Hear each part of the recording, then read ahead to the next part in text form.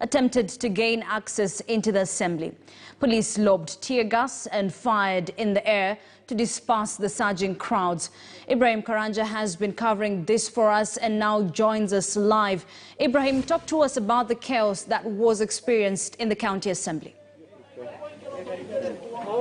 Well, Ashley, good afternoon. Yes, in the morning we saw a little bit of running battles between the police and supporters of Speaker Ndegwa Wahome and other MCAs who had accompanied the Speaker to try and access the county assembly here. And what it has been since morning at around 8:30 in the morning up to now is that about 10 or so minutes ago, we saw again tear gas canisters being lobbed here to another group that was again approaching the county assembly.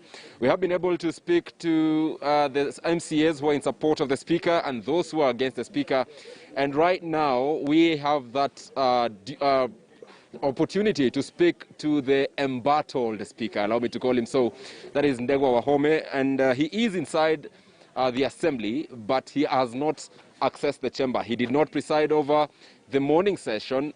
Clearly and most likely, he will not preside over the afternoon session, according to the members. And I want to speak to the Speaker, who has a court order with him that allows him to go back to work. Thank you so much, Speaker, for speaking to us on KTN News. We have, throughout the day, spoken to members of the County Assembly, those supporting you and those against you, and they're saying you're not going to enter the chambers. Speaker, are you fighting a losing battle?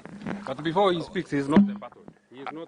This is my live interview, not yours. I'm speaking to the Speaker. But he's not embattled. Okay, very well. I would want to say that I've heard all that you have said.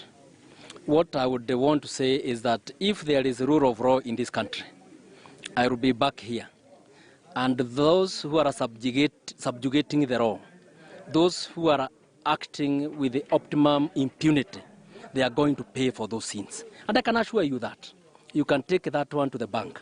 Like even yourselves, the Speaker is the one, although the police allowed me to get in, but they have ensured that the Speaker's authority, the police themselves, the MCs can talk whatever they can talk. But now when you fight the police, obviously with the instructions of the county commissioner, who is the chairman of the security committee, telling the police not to obey any of my orders. It is not even about the MCAs. I'm telling you, if I was left with the MCAs, there is no issue here. The issue is the police who are being misused, and especially the county commissioner. And I've reported him to the regional commissioner about what is happening here, because these are the ones that are just getting instructions. You have no problem with them. But as I have said, we are going to get here. And what is happening here today is corruption fighting back. Kimemia knows that he should be in jail. And to ensure that he does not go to jail, Ndegwa Wahome must be out of the assembly. Kimemia knows that a motion to remove him is on the way. And the MCAs that are for that motion and being moved by the member for Katimu, Honorable Kero Wamboi, he has been kept out so that he does not even bring in the motion. So what I'm pleading here is that the MCAs have no issues. I don't even talk about the MCAs, and you know that. It is about Kimemia and his corruption, and he must defend corruption.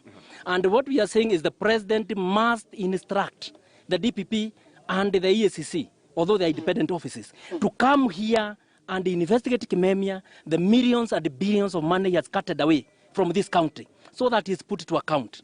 We have talked about the investment conference that was never there. We have talked about the branding, which is done from his own house. We have talked about revenue, automated revenue collection, which is being collected by him. And then he is giving to the government what he wants. We have talked about the issues that surround corruption in this country.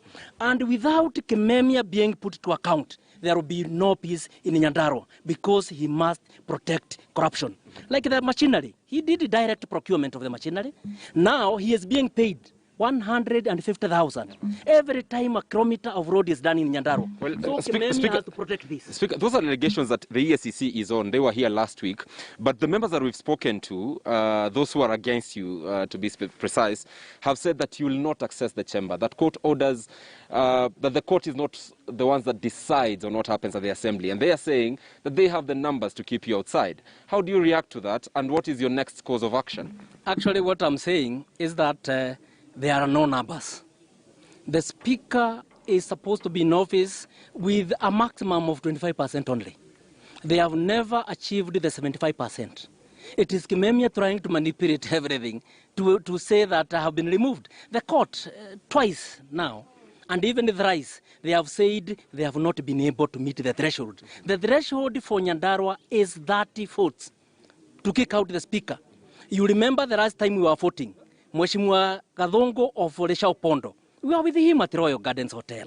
He voted no, but an imposter brought by Kimemia through his ICT department, they had another Kadhongo online.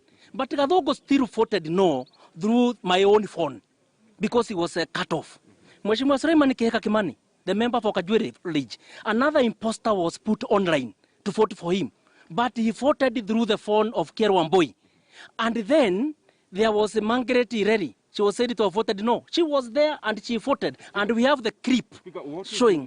What is your next course of action? What I'm saying is that what I'm going to do, there are only the two MCAs here. And you saw them in a press conference. The majority leader and the deputy speaker. The law will be on them. And so heavily. I cannot see what defense they will have. When the deputy speaker knows he has been stopped, even from purporting to be the acting speaker, he was told not even to attempt. And now here, he is sitting on my seat when I'm here. So definitely I don't know what the defense they will have. And I have mercy on them. But both Kimemia, once he is through with them, they will go to jail alone. Lastly and briefly, when you entered the compound, you did not access the chamber. I saw you in the fields. Why couldn't you access the chambers? You cited fear for your life. Why exactly couldn't you access the chamber? Why I could not access the chamber is that deliberately the staff of this assembly have been kept out so that whatever would happen to me inside there is no witness. Most of my MCAs, the anti-corruption fighting MCAs, were kept out. So that I'm being told here by the Deputy OCPD that we are going to allow you alone to go and meet those who are in support of Kimemia alone. When I have staff outside here, we are not being allowed inside. When we have MCAs here, we are not being allowed inside. So let me tell you, it is very frustrating. It is very evil. It is absurd. It is demonic. But Kimemia and corruption will go down. Thank you so much. Thank you so much. Well, Ashley, I also need, even as I introduce the bite of those MCAs who spoke and said that the speaker will not access the chamber, it's also interesting to note that today there was supposed to be, or to kickstart, the process of tabling a notice of motion against Governor Francis Kimemia, sort of a notice of motion to impeach the governor. And the member of county assembly who was to table that particular notice of motion has not been allowed into the assembly. So a lot of things happening here. At some point, even the journalists themselves were threatened by a police officer saying that we could not, or we were not supposed to be here. But of course, after intervention from senior police officers, we are also here still bringing the members of the public up to date with what is happening. But let's listen to those members of the county assembly who earlier spoke to us stating that Speaker Wahome will not continue presiding over this house. Member of the county assembly, and that, you know, IBC has to first gazette him so that he can be now a member of the assembly. And immediately he's gazetted, he'll be sworn in, even if it means us, you know, gazetting a special sitting to swear him in. That one will do. I can confirm we'll do that. The swearing in is done by the clerk, and it's very clear even in law and in the County Government Act. And actually, you know, from the Jubilee Constitution, a member is supposed to behave in line with the party objectives. And since they were suspended, you know, I cannot speak on grounds. Why? Because, you know, I don't speak for Jubilee. But it's quite unfortunate because we even have videos of them inciting our young men and women outside the gate. So they're actually not supposed to be anywhere near this county assembly because they've been suspended by the party. This is a house of politicians. That is, the county assembly is a house of politicians. And when it comes to politics, it's about numbers. And the former speaker, Honorable Ndegwa, was elected in this house in a political way. That is, he had the numbers by then, but today he has lost the numbers. And I would wish to remind the public and also the courts, because it is very clear that without numbers in this house, you cannot lead the members of this house. It is a very important day, Some of our members have been calling it a Super Tuesday. Today is a Super Tuesday because today it is the day we were waiting that the way our former speaker, Ndegwa Wahome, has predicted that he will just enter into the house by force, and we have been waiting for him to come and join the assembly as he had predicted to do so. And when he came in the assembly, he was not able to enter, only because of his own reasons. We don't know why.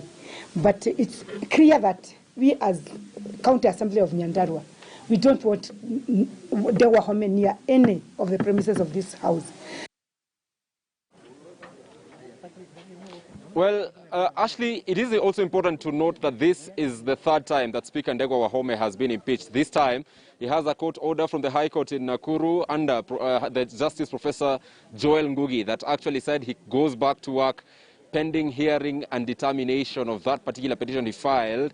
Also, the assembly staff are saying that they have served, and all those people who are involved in this particular suit are saying that they have served the relevant officers with that court order.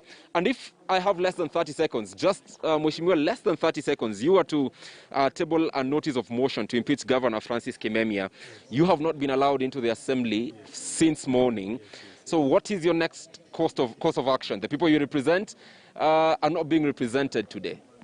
It's a great concern, and it worries me, simply because the law is very clear that it is an MC. One of the roles of a county assembly is to impeach a governor, provided there are grounds. So, provided that I had my motion supported by a third of the members of the House who have actually signed that motion, it was required that I give notice of that motion today. But there are strict instructions that I should not be let into the assembly today. So these are issues of impunity that we've been talking about. If we are able to deal with these kind of issues, it only shows now how powerful Kimemia is. EACC was here. It ransacked governor's office. It took every document it wanted because there are issues of corruption. A county assembly is a house of oversight, and one of the roles of oversight is impeachment. And impeachment being one of the major activity, if indeed the governor is not guilty, he should allow me to table my motion, come and justify himself. Thank you so much, Mheshimiwa. Thank you so much, and let's see how that pans out. But yes, what they say is it is true that last week we had officers from the Ethics and Anti-Corruption Commission visiting Governor Kimemia's office to try and